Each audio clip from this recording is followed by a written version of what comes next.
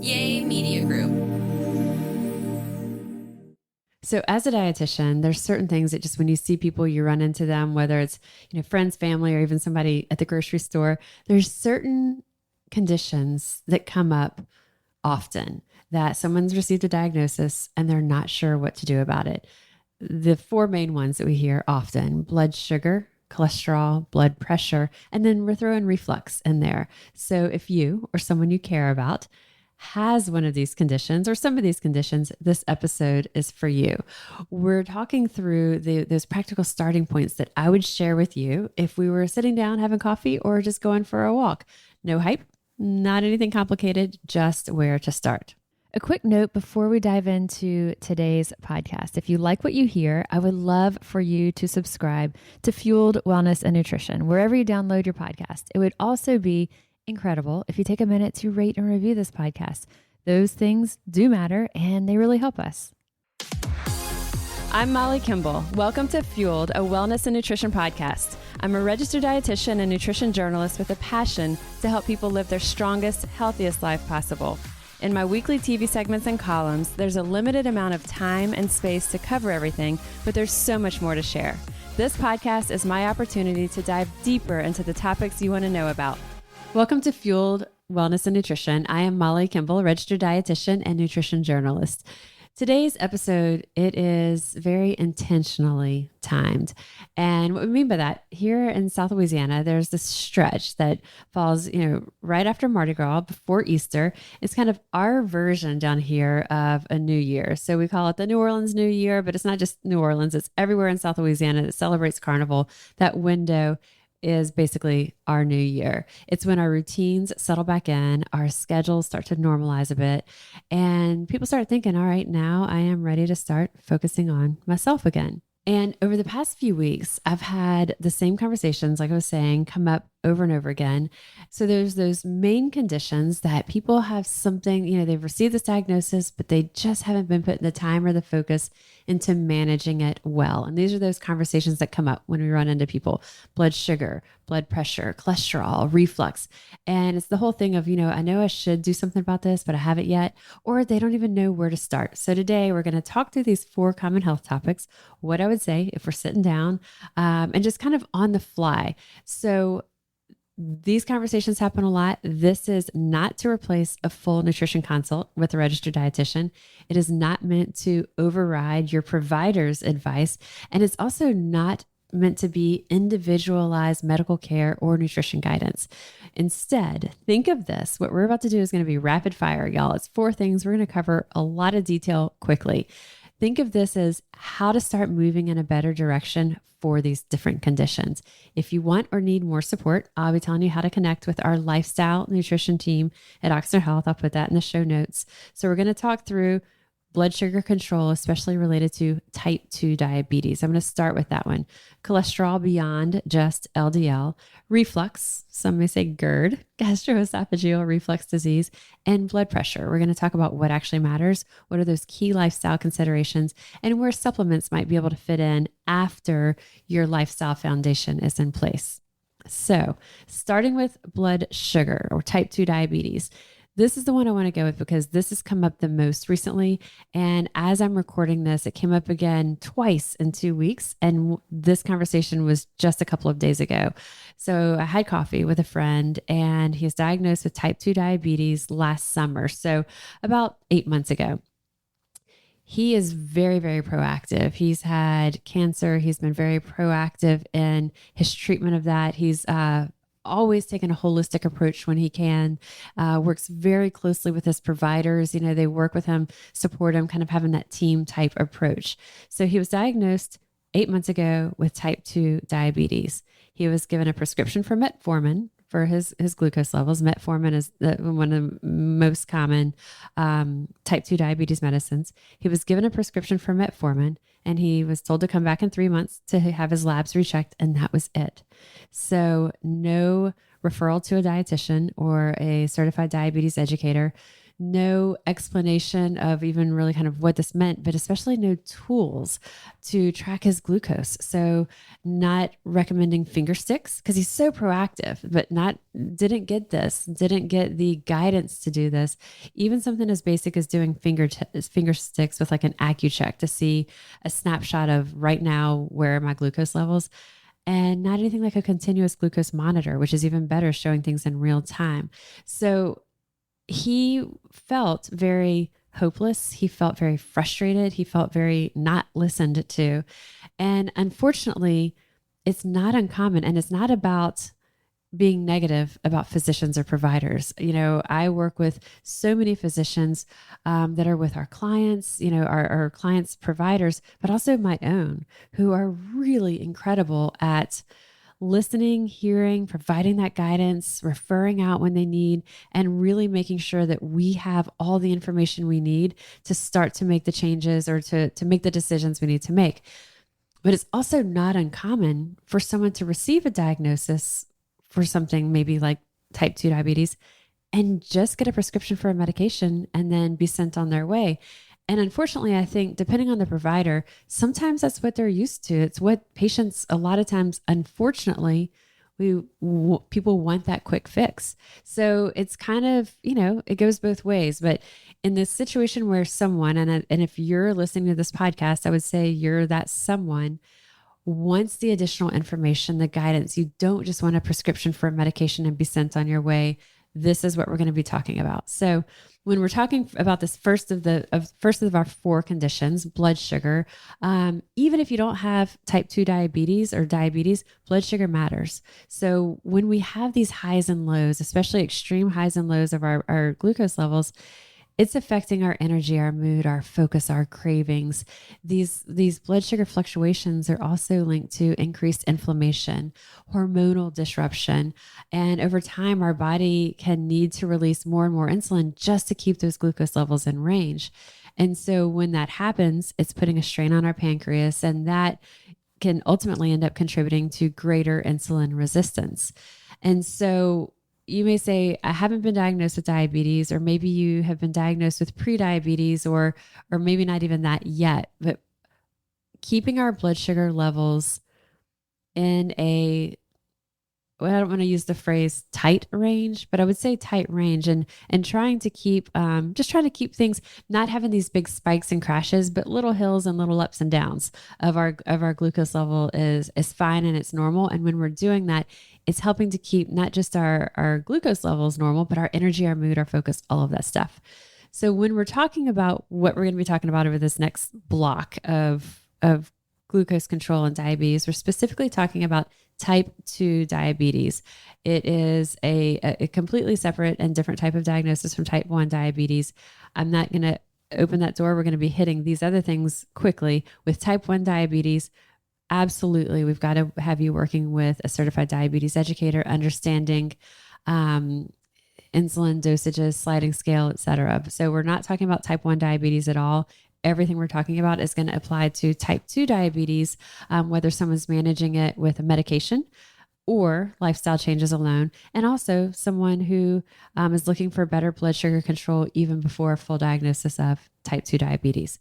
So one of the biggest pieces that I see missing in the conversation around type 2 diabetes, I'm just going to say type 2 diabetes so I don't keep saying it every time, but it's type 2 diabetes with or without meds, or simply better blood glucose control. One of the biggest pieces that we see missing is monitoring. So just having here's a medication, come back in 3 months and get your blood work done, doesn't tell us what is happening day to day. It's given us a snapshot of what's happening. If you're looking at your fasting glucose levels once every 3 months, that tells us nothing. Our hemoglobin A1C is going to give us more, but it's still just telling us an average. It's not actually telling us what's happening minute by minute, hour by hour, or how our glucose responds to different foods, meal combinations, exercise, stress, sleep, any of these things. So getting just your labs done every few months It's fine, but it is not nearly what we need. So the finger sticks we talked about, kind of just the old school AccuCheck finger sticks. It is, you can do it multiple times a day and you can see how certain foods are affecting you, but you're having to do that finger stick and you're still kind of getting just that snapshot for that one window of time. A continuous glucose monitor, we call them CGMs, but a continuous glucose monitor is what I would recommend here. These are extremely helpful. They're so insightful. They give real time feedback. They show us patterns, and even using them in the short term, even if you did it just for as few as 2 weeks or 4 weeks, can be a powerful educational tool. And there's a couple of ways that you're going to get a continuous glucose monitor. They're now available basically over the counter. There's a website called Hello Lingo, HelloLingo. It's what our lifestyle nutrition team is usually guiding people here if they want to just get it themselves. It's $50 for a sensor. A sensor is 14 days or 2 weeks worth of a sensor. So for $50, you're getting a sensor. And so it's giving you 2 weeks of data. So $100 for a month. And you may be like, well, $100 every month. You don't have to keep doing it month in, month out. If you can afford it and you've got the budget for that and you want to continue to have that insight, by all means, we can keep doing, you can do it more. But if you're going to say, look, what can I do with that's relatively affordable? If you have a sensor for 2 weeks, you're still going to learn a lot. That friend that I was telling you about that I had coffee, I actually, just as I'm sitting down to record this, got a text from him and he said, okay, I have 7 days of data now. And he got his glucose monitor literally the day we met and for coffee. And he was like, I've got 7 days of data. I'm seeing the trends. And just in the first few days, he started to see what he could do differently with his meal timing, his types of foods, etc. So that instead of having these big spikes and crashes, he has this kind of gentle rolling hills that he's seeing on his app. So a continuous glucose monitor, $50 for a 2-week sensor through a website like Hello Lingo. You can also, and I'm going to link to, I've done several podcasts fully in depth on a continuous glucose monitor, so I won't go super deep there, but I'll link to those other episodes if you want to hear more about my experience and others' experiences specifically with continuous glucose monitors. You can also, if you're a physician that writes you a prescription for a continuous glucose monitor, Abbott has arranged with pharmacies so that you can pick up 2 sensors, which is each sensor is 14 days. So it's basically a month of sensors, 2 weeks, two sensors last you a month. And it's about $75. So a little bit cheaper than if you bought them from a site like Hello Lingo. That is something that does require a physician's prescription. Unfortunately, registered dietitians are not able to do that prescription. A physician prescription, they prescribe it, you go to the pharmacy and pick it up. So those are 2 easy options, relatively affordable. The brand NutriSense has the best app interface. And so it is really interactive, very intuitive. And so, but it's expensive. It's like $350 for a month. So it just kind of depends on what someone's budget is. If that is something that's affordable, do that for 1 month and then switch to the other sensors where the app interface isn't quite as good. I should also mention NutriSense connects you with a dietitian for that month as well. And you can do it longer. They have packages where it ends up being less, but if you do it just a month, it's $350. So that might be something where you kind of go the full bells and whistles for that month, and then you go the Hello Lingo route or your physician prescription of a sensor route. But whatever it is, whatever way you're doing it, if you're looking to understand your glucose levels better, especially if you have a diagnosis of type 2 diabetes, I cannot emphasize it enough. We've got to see what's happening in real time, and the continuous glucose monitor is the best way to educate ourselves and to learn and see trends. I'm here on the job site with Dale, who's a framing contractor. Hey, good morning. Dale traded up to Geico Commercial Auto Insurance for all his business vehicles. We're here where he needs us most. Yep, they sure are. We make it easy for him to save on all his insurance needs, all in one place, with coverage that fits his business and bottom line. Oh, I shouldn't have looked down. It's all right. We're so far up here. Look at me. Take a deep breath. No, I'm good. So good. Get a commercial auto insurance quote today at geico.com and see how much you could save. It feels good to Geico. So we almost could just say, let's leave it at that. From a nutrition standpoint, what you'll see is how different foods affect your glucose levels. And so it helps to really drive home like all types of carbs raise our glucose levels. And so a lot of times we may just think about starches, but then with this, you see, wow, you see what happens with fruits or certain types of vegetables, all even whole grains, milk, a lot of different types of yogurts. It's not that these are bad, but it lets you see how these carbs, those are all carbs. Everything that I just listed off is all carbs. Not that they're bad, but they're all carbs and they're all going to affect glucose levels. So it'll let you start to see when you're pairing those carbs with different proteins and fats. If you're having that protein and fat first, followed by the carb, it lets you see all these different things. How does it affect your glucose levels? And following usually a lower carb approach can help with glucose control, energy cravings, etc. So one of the examples I use a lot that you could see with like a CGM is if you have oatmeal. All right, you've got your oatmeal. If you're having oatmeal with fruit and milk, it's going to look one way. If you have oatmeal with some nuts in it or some nut butter and a protein powder or collagen, or you're having eggs with it, avocado, something like that, it's going to look totally different because that oatmeal, fruit and milk, carb, carb, carb. The other ways that we said is layering in fats and proteins with it and having that continuous glucose monitor after having each of those things kind of lets you see. It actually, like in black and white, lets you see what that effect is there. So can't emphasize enough, monitoring is key, and that continuous glucose monitor is key. Now, I'm not going to go deep into lifestyle changes. That's something that I would, again, get your continuous glucose monitor and ask for a referral to a registered dietitian. If you have diabetes, type 1 or type 2 diabetes, those are two of the few conditions that are always covered by commercial insurance and Medicare. A lot of things are not covered. More and more, we're seeing preventative nutrition be covered, at least by some payers, but always, I mean, there could be an exception here or there, but we would just essentially say always type 1 and type 2 diabetes are going to be covered by commercial insurance and Medicare. Pre-diabetes, unfortunately, is not. So number one, we got to get that continuous glucose monitor to see what's happening in real time. Number two, ask for that referral. That same person I was having coffee with, his provider didn't realize that it was going to be covered by insurance. And this is, like I said, one of the few diagnoses that's always going to be covered. So ask for it, get that referral. It can be to a registered dietitian who does general nutrition, general wellness and preventative nutrition. It could be to a certified diabetes educator. So there's dietitians who also have that additional expertise as a certified diabetes educator. So get yourself both of those things, a referral to a dietitian / certified diabetes educator, one and or the other, and get yourself a continuous glucose monitor. Get your lifestyle and nutrition changes and movement changes in place. I'm not going to take the time on this to go through that because we've got a lot of other pieces that we want to hit, but I will link to other episodes that we've done that talk some about this.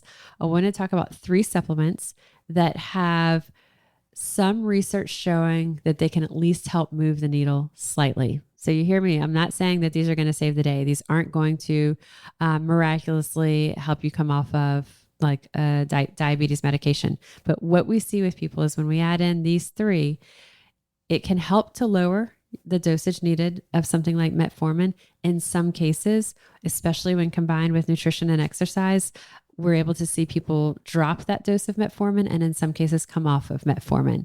There are people that we've worked with over the years that they've gotten nutrition in line, they've got their movement in line, they got their weight down, but they were still on that low dose of metformin. And when they're adding in these 3, then they were finally able to move it and nudge it down and come off of it.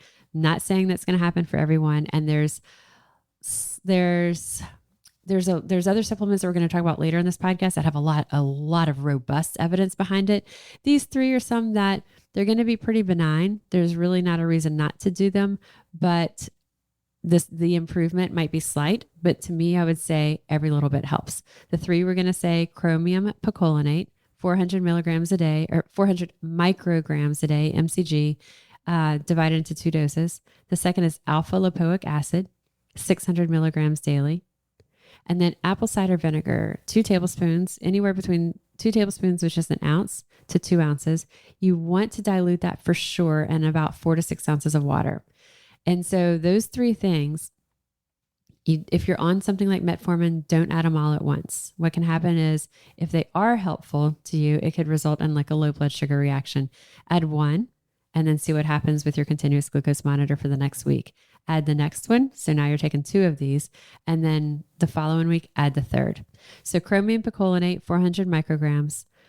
You could add that in, wait a week, then add alpha lipoic acid, 600 milligrams. And then you could wait a week, add your apple cider vinegar, 1 to 2 ounces, and 4 to 6 ounces of water, ideally before your meals.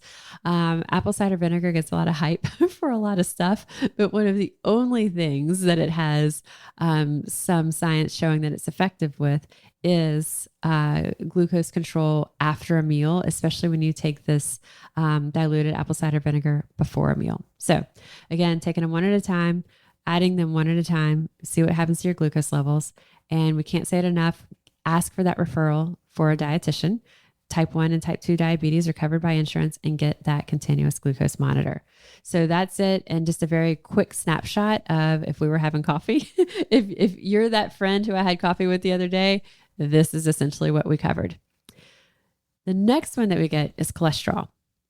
This is one where sometimes if someone gets a diagnosis of high cholesterol, and their lipids are all out of whack, they know why. Like they know they've been making poor choices. It hasn't been great. They have a lot of room for improvement.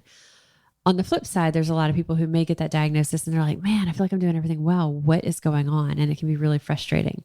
And so a few things to just keep in mind. Now I'm going to link to a podcast we did with Dr. Chip Levy. He's a cardiologist at Oxner Health. He's a brilliant mind.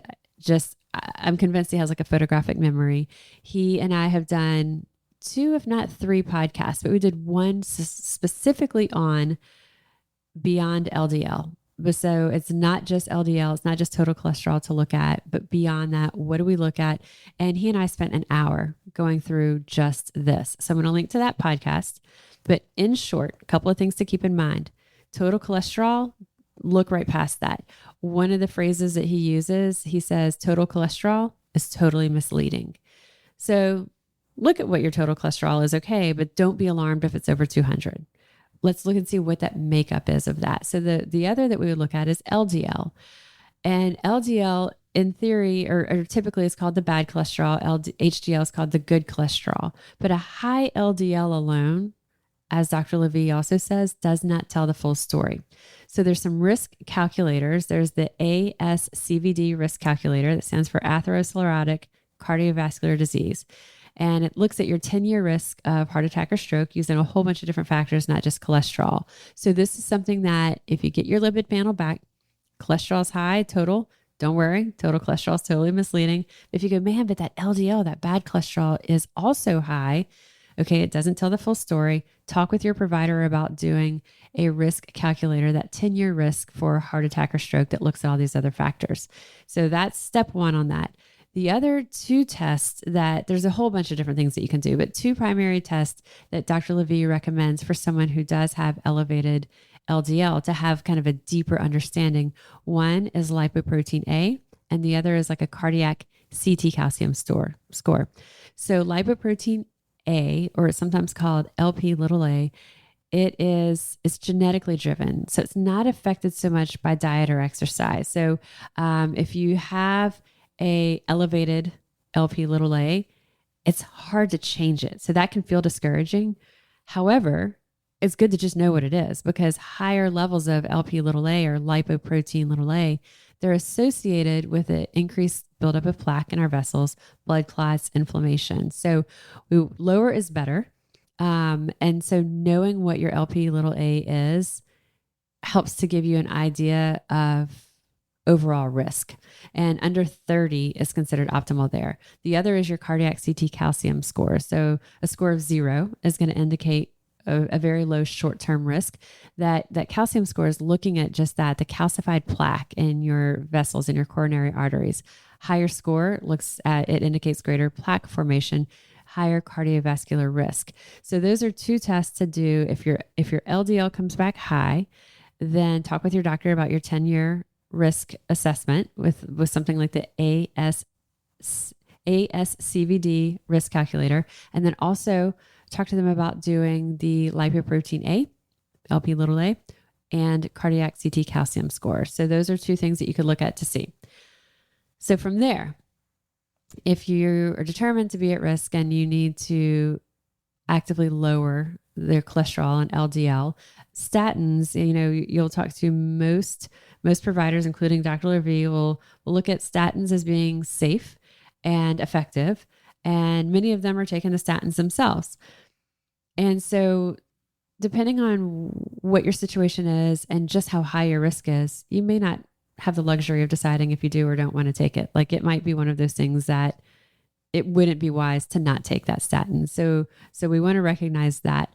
But for someone who is relatively low risk, and or prefers not to take a statin drug, and I used myself as an example so you can hear the full story on that also with Dr. Levy, but my own LDL was high. It was in the 160s and was just on the upswing and wasn't budging. But I also didn't want to take a statin drug. And so red yeast rice, I've said that we would be getting to some supplements that have a lot of, they're very robust in the impact that they'll have on our wellness. Red yeast rice is one of these. So it does contain what we refer to them as naturally occurring statin-like compounds that help to reduce that LDL production. And clinical trials show that red yeast rice can lower LDL by up to about 30%. You want to do it with your physician's guidance because you also want to monitor liver enzymes.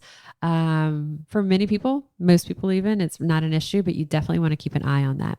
The dosage for red yeast rice is typically 2,400 to 3,600 milligrams a day, 2,400 to 3,600. But you can start with about 1,200 milligrams daily and then have your levels checked after 8 or 12 weeks. You could even start with a smaller dose, as low as 600 milligrams, and see if that moves the needle. For me, it nudged it down from the 160s to about the 130s, and then it kind of hovered there. When I increased my dose to 1,200 milligrams, then it continued to drop down and is now at like 108. And so that's my LDL, went from 164 to 108 with essentially what was 1,200 milligrams a day. So typical dosage, 2,400 to 3,600. I would say start with 1,200 even, go low. Like more doesn't always mean better. Go that low dose, reassess it again after 8 to 12 weeks. Two other things that I would say, just adding them in, is soluble fiber and plant sterol. So soluble fiber, it's what's in oats, but boy, you got to eat we want to look at about getting 10 grams a day of soluble fiber. You'd have to eat like 10 bowls of oatmeal or Cheerios. So yes, oats and Cheerios, Cheerios have their soluble fiber, but don't think that you're just going to have that bowl of oatmeal and solve your problems in any way there. The soluble fiber we need to be therapeutic for lowering cholesterol and LDL levels is a lot more than that. So something like psyllium is a supplement. You can blend it in a smoothie. You can take it in capsule form. But in addition to eating foods high in soluble fiber, like oats, Cheerios, and just fiber-rich berries, vegetables, etc. Most fruits and vegetables are going to be a blend of insoluble and soluble fiber, but it's that soluble fiber that's really binding to that cholesterol and helping to reduce its absorption. The other is plant sterols. And so this is something that's typically found in like fortified foods, like fortified butter type spreads or supplements. So for the soluble fiber, aiming for about 10 grams a day. For plant sterols, about 2 grams a day. So the takeaway here is it's not about never taking a medication, but it's about taking the initiative, making the nutritional changes, the lifestyle changes. And if you still are looking that you need additional support, then considering a supplement like red yeast rice, if you are, hesitant or don't want to take, or you have a relatively low risk and something like a statin isn't what you don't have, you either don't want to, or maybe you're not quite there that you would need it yet. So red yeast rice can be the option there. And just like we were saying with glucose levels, blood sugar, we've got to educate ourselves on what they are, and using that continuous glucose monitor can really help understand someone with type 2 diabetes, understand what's happening with your blood sugar. Same thing like with LDL, that is kind of giving us that one piece of the picture. So exploring these other markers with your provider, looking at your 10-year risk assessment, understanding kind of the deeper picture, And just like we were saying with type 2 diabetes, getting your blood work done every 3 months and seeing a snapshot of fasting glucose and hemoglobin A1C, it's good, but it's not telling the full story. Like getting your labs done and seeing just your LDL periodically or total cholesterol gives you a glimpse, but again, not the full story. So both of those are examples of go deeper, you understand what the data is, understand what the numbers are, and then making these nutritional changes through nutrition, reducing the ultra processed foods, eating frequently through more plant-based fats, all the stuff that we've talked about. Again, because we want to cover all 4 of these, I'm not going to go into the detail on those here, but I'll link to other podcasts where we have on the nutrition side, specifically targeting that. But on both of these, it's understanding it on a deeper level. Once you're making those nutritional changes, knowing that there are some supplements that you could also try as well. The third one that we're going to talk about, well, let's talk about blood pressure next. So when we're looking at blood pressure, this is one that gets really oversimplified quickly. So I'll start with educate yourself. So just like if you get type 2 diabetes, I want you to get that continuous glucose monitor for at least 2 weeks, 4 weeks, 1 or 2 sensors worth so that you can see that data on your blood glucose levels. Same thing. If you have a diagnosis of high blood pressure, you got to get a cuff that you can check it at home. You want to see what's happening on the regular. And so that might look like, what does your blood pressure look like when you wake up? What's it looking like at the end of the day? What does it look like after exercise? What's it look like after alcohol? What does it look like the next day after a lot of drinking the night before? When you're coming home and you're really stressed versus when you come home, you go for a walk and then you take it after that. Also, what's cool is you come home, you're really stressed. What does it look like? You go for a walk. What does it look like after that? Like literally that walk can drop your blood pressure significantly. So doing this at home and checking it to understand how different scenarios are affecting your blood pressure is essential. You'll also see changes with not only your stress levels, but sleep. So all of these things can impact our blood pressure. So before you're even doing anything or making changes, have a cuff at home so that you can check it at different times of day around different aspects of your life, around different nutrition, stress, sleep, and movement to help identify patterns. So sodium is often, or salt is often the first thing that people think of. I've got high blood pressure. I have to cut out salt. First, if you have high blood pressure, start to monitor it, start to understand those patterns. Second, sodium may or may not be something that's going to make a huge difference. So when we talk about sodium, there's a something that we refer to as people who are sodium sensitive. And only a subset of people are truly sodium sensitive. It's estimated that for the average healthy population without high blood pressure, about 1/3 of the healthy population is sodium sensitive. For people with high blood pressure, it's estimated that about half of those are sodium sensitive. And what that means is if you're sodium sensitive, you have a salty meal or salty foods, it's going to increase your blood pressure more than a person who's not sodium sensitive. And so when you're tracking blood pressure regularly at home, it can allow you to see how different foods are affecting it. So it can allow you to see you had a meal with a lot of soy sauce, for example, something that was a very salty meal or snack. Check your blood pressure after and did it raise it? Did it not? And it can start to help you understand if you are or if you are not sodium sensitive. And so we still don't want to say that's just free reign to have tons and tons of salt, but how much do you really need to lock down on sodium for that? Beyond sodium, take that even out of the equation on blood pressure for a minute. Things that can raise blood pressure. We talked about chronic stress, poor sleep, being sedentary, simply just sitting. We're at our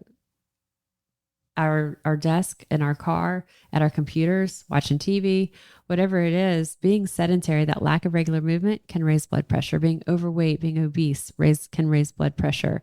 Ultra processed foods, those refined carbohydrates, added sugar, can raise blood pressure, and alcohol can raise blood pressure. So there's so many things that raise blood pressure. beyond just sodium.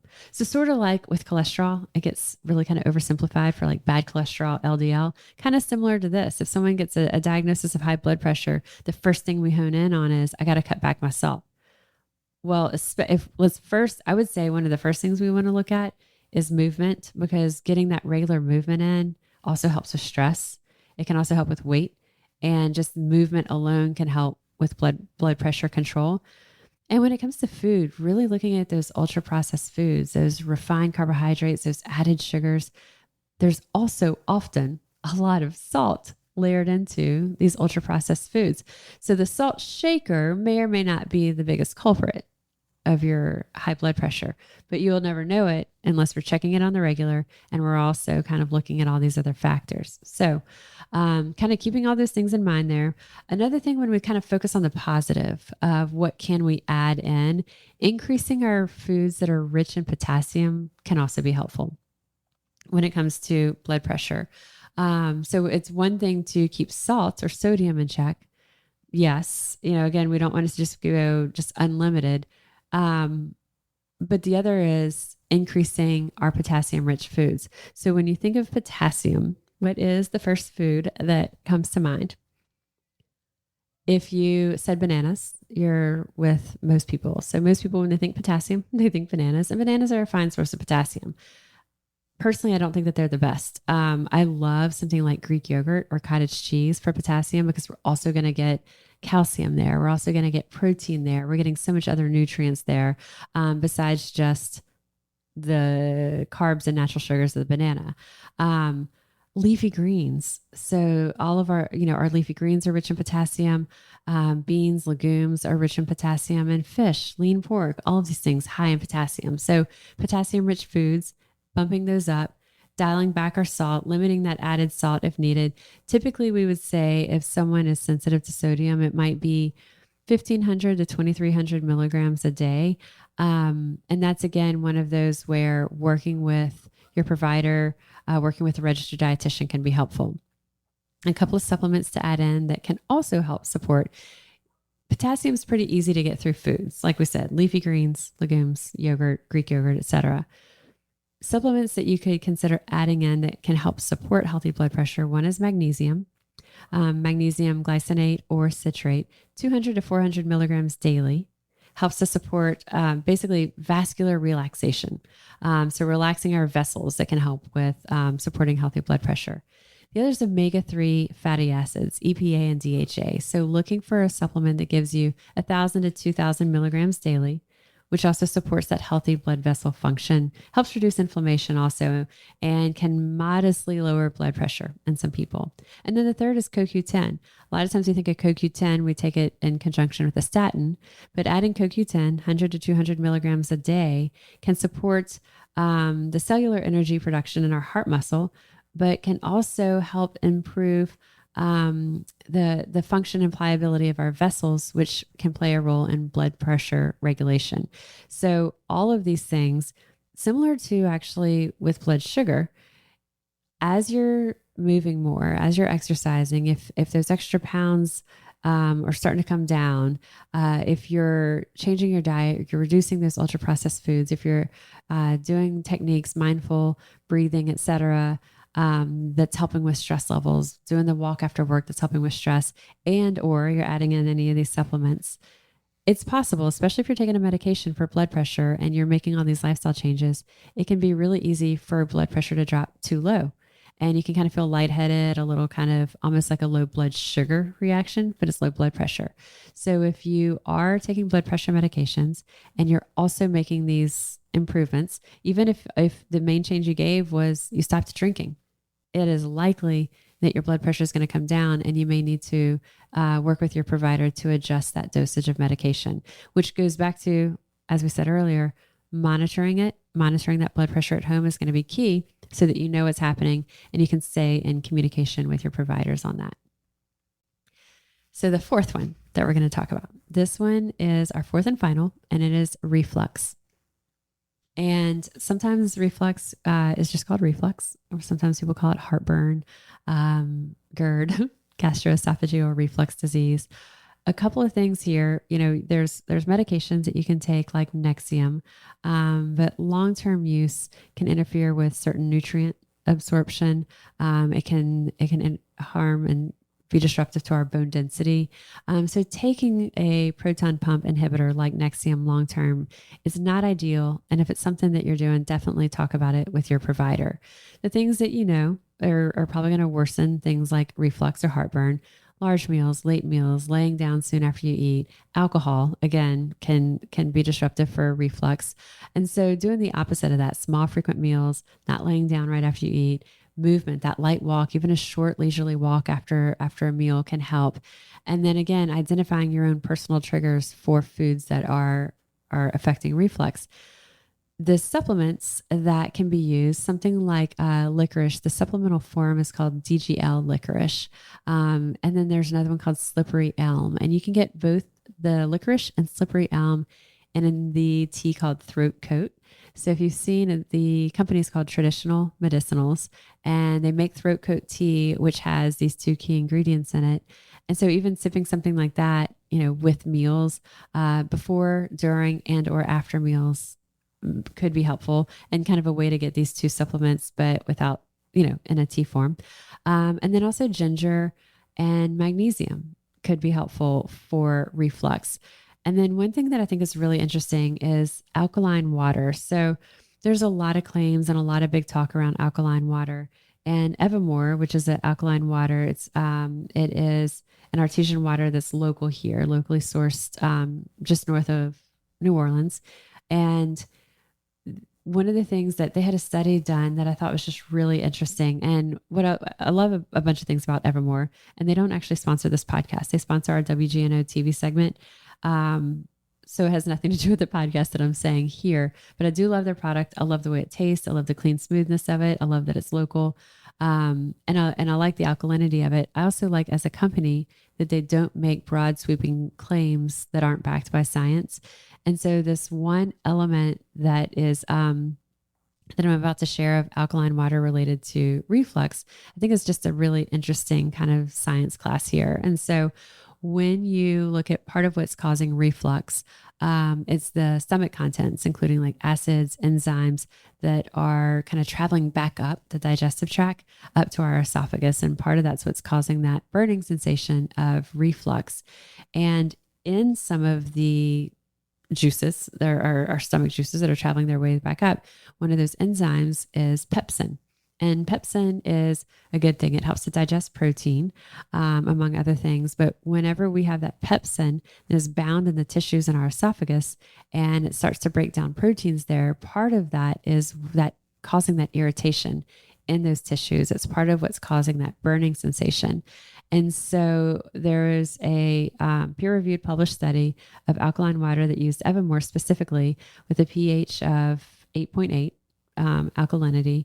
And drinking this, quite simply and really not surprising, but I think it's really cool that it was shown to basically inactivate or denature that pepsin. So the enzyme that is kind of hanging out of there higher, that is causing that reflux related irritation, it's inactivating or denaturing that pepsin.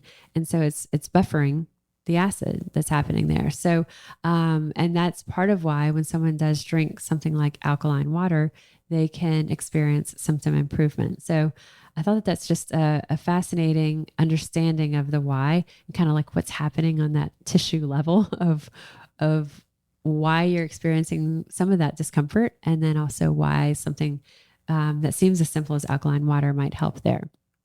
So we covered a lot. We hit them all really quickly. But glucose control, type 2 diabetes, cholesterol, thinking beyond that LDL, blood pressure, and then reflux. And, for some of these, the guidance is going to be educate yourself. With reflux, there's not really a monitor. There's not a continuous glucose monitor version of something for your reflux, or there's not a blood pressure cuff for something like reflux. But what you can do is keep a food journal. You can do it in your notes app. You can do a app specifically that's a food log tracking app, or you can do an old fashioned notebook, or like I said, a notes page, or in your phone, however you're choosing to track your food intake, food, exercise, etc., sleep, stress, as many things as you can journal and track.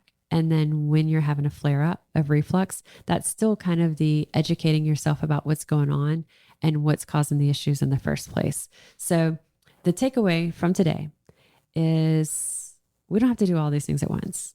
We covered 4 very different conditions, but 4 very common conditions that kind of span a lot of the population. If you have one or some of these conditions, again, you don't have to do everything at once, but it is important that you do start somewhere. And so these are the conversations that I have every week with someone. These are the notes that I'm texting a friend or a family or a colleague after we have those conversations. And like we said, they're meant to just point you in a better direction. They're to get you started. They're to get you thinking about what are the steps you're going to take charge of your health with this and not feel hopeless and not feel just frustrated and not know where your next steps are. So again, to be very clear, it does not replace individualized care. We've got to have that one-on-one guidance for you for these conditions. From a nutrition perspective, if you're looking for support, our lifestyle nutrition team at Oxnard Health works with clients we're licensed to see clients in Louisiana, Mississippi, Texas. So if you're in any of those places, we have virtual visits available, and we have dietitians that you can meet with in person in the greater New Orleans area, also in the North Shore in Covington. But again, virtual visits available, and we can see people from anywhere in Louisiana, Mississippi, or Texas. The way you contact, I'll put it in the show notes, the link, but email nutrition@oshner.org. That takes you straight to our scheduler who can talk about the different appointment types, the different providers we have, and then also get you scheduled if it's something that's a fit. And so it's nutrition@oshner.org, OCHSNER. Oshner isn't phonetically spelled. So nutrition@oshner, OCHSNER.org. And then I'll also, like I said, include the links to past podcast episodes and other content that I've either written or recorded over the years so that we have a deeper dive if you're looking for that on any of these topics. And always let me know what you think. As you incorporate some of these strategies into your own life, I always want to hear about it, want to hear how things are going for you. And if there's other approaches that have really worked that you're like, hey, this is something that listeners need to know about, tell me that as well. I am registered dietitian Molly Kimball, and you've been listening to Fueled Wellness and Nutrition, the podcast. And if you'd like more Fueled Wellness and Nutrition, please head over to mollykimball.com, and you can follow me, Molly Kimball RD, on Instagram, Facebook, and Twitter. And if you haven't yet, please go to Apple Podcasts and subscribe, rate, and review this podcast. Join us next time for another dose of Fueled Wellness and Nutrition. Thanks for listening, and stay focused on living your strongest, healthiest life.